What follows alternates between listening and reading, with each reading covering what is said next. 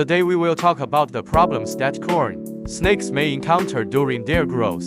The most common problem is stuck, and occasional stuck may be caused by low humidity or the snake being frightened and overly nervous. If the snake frequently stuck, it may be due to lack of vitamin A or hyperthyroidism, or it may be that the snake itself suffers from a disease that causes weakness.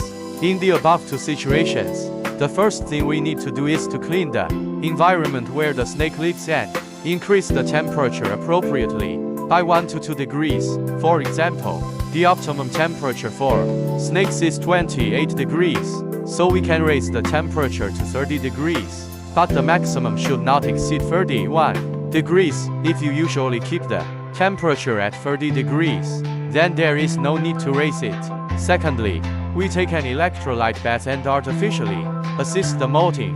We use heated and warm water up about 30 degrees. Never feel the water temperature by yourself. Be sure to use a thermometer. Bathing helps soften the snake's skin, and electrolytes can quickly restore the snake's physical strength and give the snake strength. We pour an appropriate amount of electrolytes into the water and stir evenly before putting the snake in for a bath. We put the snake in the basin and cover it. Let it soak for 15分钟. It is worth noting that our heating pad should also be divided into hot and cold RS. After 15分钟, we open the lid and use cotton wool to evenly pour electrolyte water on the snake's body, and then we peel its skin. After helping it shed its skin completely, we wipe the moisture off its body with paper and put it back in our breeding box.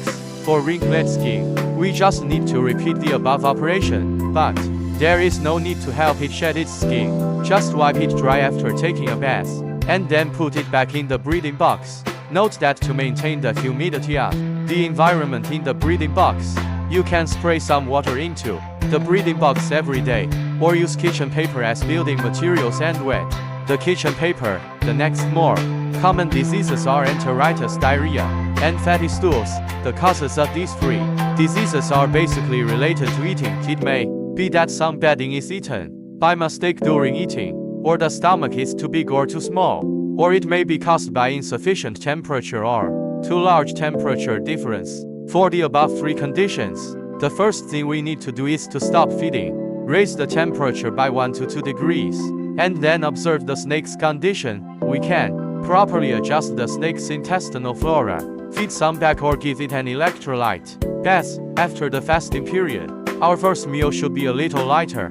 If there are no more adverse reactions, we can gradually resume. Therefore, in order to avoid these situations, we must do preventive work in our daily lives, ventilate and change water frequently, and keep the snake's environment dry.